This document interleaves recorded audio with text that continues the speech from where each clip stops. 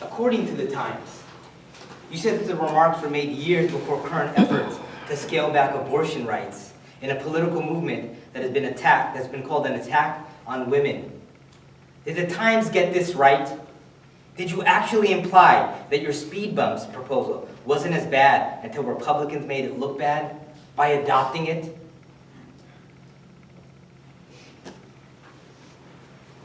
Women must have access to all needed health care, from mammograms to prenatal visits to reproductive care, based on scientific facts, not political ideology.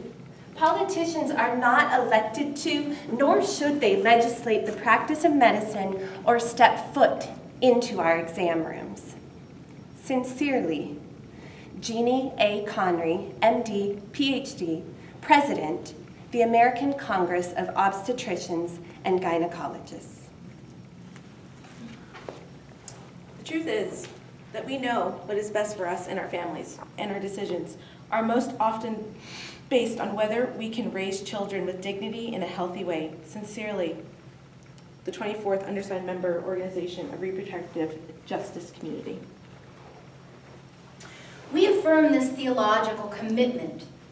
Women must be able to make their own moral decisions based on conscience and faith. We call for increased dialogue and respectful listening with those who disagree with us. With them, we share the vision of a world where all children are loved and wanted. We renew our own call for relational and reproductive justice for all. From a colloquium of theologians sponsored by the Religious Institute on Sexual Morality, Justice, and Healing.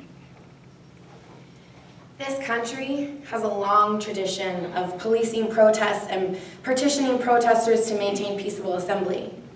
A reasonable distance could be 8 feet or it could be across the street, just far enough for a patient's individual healthcare needs and life choices not to be twisted into some political display or shaming exercise.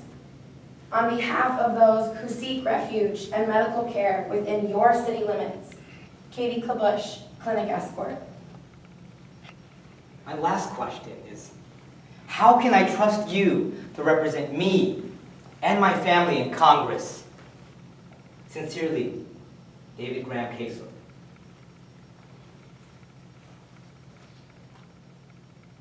We desire you would remember the ladies.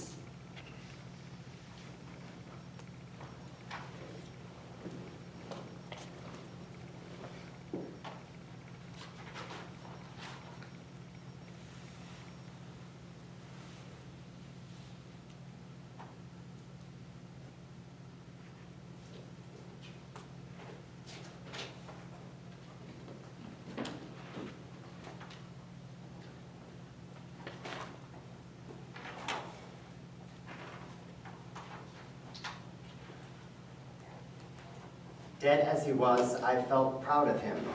Today, when I write this down, the remembrance of it rather overcomes me. But I am glad that I have seen him, dear little one, nameless one that hast lived though thou hast never breathed.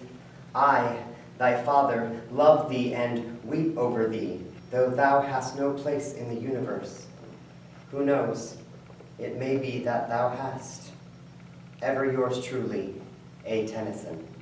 I desire you would remember This sweet little girl. Our family.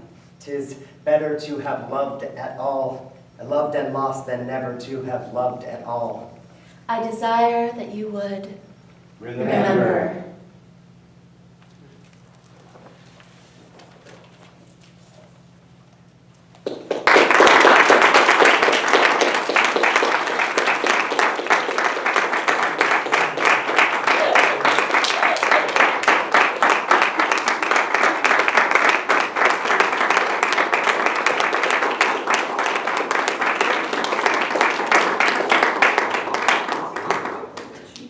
And we have a response now from Lindsay.